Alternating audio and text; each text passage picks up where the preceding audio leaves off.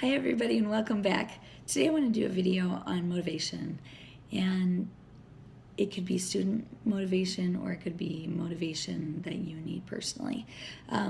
But one thing I do know is that when I am motivated, I can motivate my students. When I'm not motivated, it's a much more challenging thing. So I'm going to focus mostly on what motivates us as band directors, okay? So, and what do you do when you are out of motivation and you don't feel like continuing on? But you have to, right? Because you have a couple more weeks before Christmas break, right?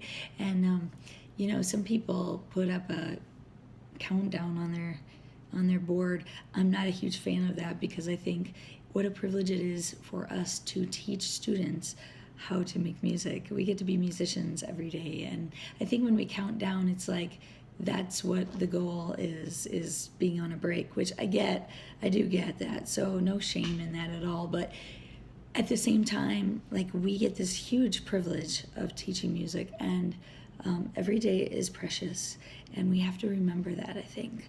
And so I'd encourage you not to do a countdown, honestly, because we want to value each and every single day that we have.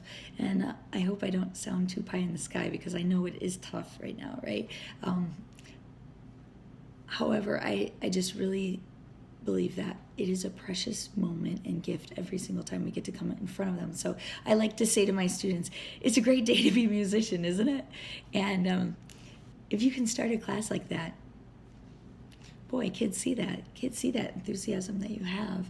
Even if it's 7:30 in the morning and the wind ensemble, high school wind ensemble is like, yes, Mrs. D, it's a great day to be a musician. Okay, and they barely react. Okay, but in time, throughout the hour, they will liven up, which is really exciting. So a couple things that have helped me with motivation. First of all, and this is a simple thing, when you walk in the door, before you do that, okay, it's really important to take transitional pauses, especially if you're feeling even a tendency of being burnout at all. Now, let me explain what I mean by transitional pauses. It's basically the idea that before you enter a new space, for example, when you're in your garage and you're about ready to enter your home after a full day's work, you might consider going out to the driveway and just taking a few breaths and letting the wind touch your face. And I'll look up in the sky and I'll be saying some prayers of thankfulness, but also I might say some prayers of requests too, things that I need help with. And I just want to say that taking a moment there and just being grateful for what you have and saying thank you so much for all the blessings that I have, and just taking a moment and breathing in and letting yourself just be in the moment, regardless of what has gone on in your day or anything like that. It's just a great time to just decompress. So before you go in and just switch hats, right? Any moms or dads out there, right? And you do all these things for your students, and then you're supposed to take off the hat and do all these things for your kids, and then take off the hat and all the things for your students. But we end up squishing ourselves out of the equation, and then what happens is we burn out, and that's not good. So taking just a moment or two to just stand out in your driveway and breathe, or take a few breaths and just let yourself be cared for a moment, that is just a really wonderful thing. Something I've tried out new just recently, since I've been thinking about this motivation thing, is doing that between schools. Now, some of you are at the same school all day, but a lot of you switch schools. And so when I go from the high school to the junior high, as much as I'm conscious of it, I try to now do 30 seconds to a minute where I will just stand outside the high school the junior high. I go from the high school to the junior high. I'll stand out in front of the junior high where I go in, and I just say out loud or in my head some things that I'm going to intentionally do, such as I want to be a person of love. I want to be a person of justice. I want to be a person who fights for the underdog, right? I want to be kind. I want to be demanding in terms of excellence. I want to care, or whatever else you want to be. And what I've found is having that intention before you go in, before you get smacked with a million questions from 6th graders or 7th graders, boy, that really centers me. And I hope that's helpful to you too. Another thing that helps me stay motivated is by reaching out to friends when I need that. I have a dear group of women who have decided together that we're going to journey through band directing together. And we are all band directors and all moms. So there's 8 of us, and we have a group chat on Facebook. And when we have a really bad day, we can just post about it to our little group. We don't have to post to the world, to all of our Facebook friends, but we can post it right there in our little group. We call ourselves Girls Club, or West Michigan Women's Band Directing Association, right? Kind of funny, but it's really just a group of women that come together, and we are just real with each other on the hard days, on the good days, and the whole thing. So, boy, if you can find a tribe of women or men that will really have your back, and it shouldn't be a huge group because you can get pretty vulnerable with these wonderful people. So, but the great part about it, and I'm so grateful for it, is that they use it, and so do I. And we all, when one person has a weakness or falls down that day, the others can pick them back up. And we've gone through some really hard things together. There have been people in our group that have gone through divorces. There have been people that have gone through all kinds of struggles with parents or administrators or whatever it is, and we can help each other. So it's hugely motivational. Another thing that really has helped me over the years is if you have some time where it's not like anything's really going horribly, but at the same time, you're not really motivated from day to day, and you're kind of sick of doing the same thing day in and day out. Well, consider this. The kids get tired of that too. So one thing that will really inspire your students, which will then in turn inspire you, is to just do anything a little bit different that day. So for example, I might, instead of doing my regular circle of fourths, okay, we play the circle of fourths, and we'll play each pitch for 8 counts, and now I'm pushing them to go each pitch for 12 counts, and we're working on tuning in the wind ensemble, and we're working on consistent air speed. One thing that might be different one day would be just have them stand and do it instead. It may be stand in a circle. One day, instead of just playing regular scales in symphony band, we were working specifically on finishing up some G-flat scale tests. And so I had them suddenly stand in a big circle, and then I took a random backpack and they had to pass it around the whole circle if they wanted to take the test or if they still needed to take it. And what we did was we did a combination where everybody would play the G-flat scale and then the person with the backpack would play a G-flat scale. So I had somebody keeping track of my grades, and then I do team with somebody, so my colleague graded it. But I've also done it when I haven't had a colleague, and I just take a very responsible student, and they'll just keep track of the grades for me. That may be not something you're comfortable with, so you might want to keep track of the grades yourself.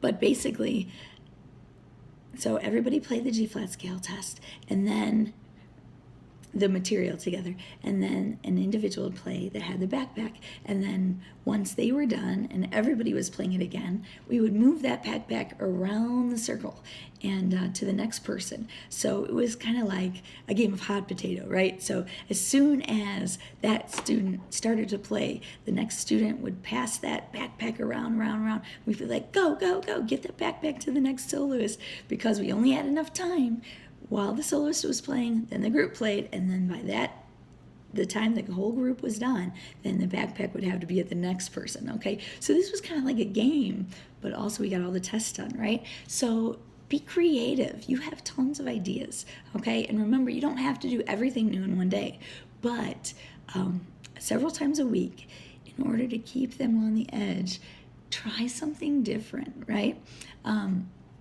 So for example, if you're teaching something like sharp, flat, and natural in beginning band, you might play a G and then a G sharp and a G flat, but maybe to get them to listen to it, you say, okay, for a G, I want you to stand up.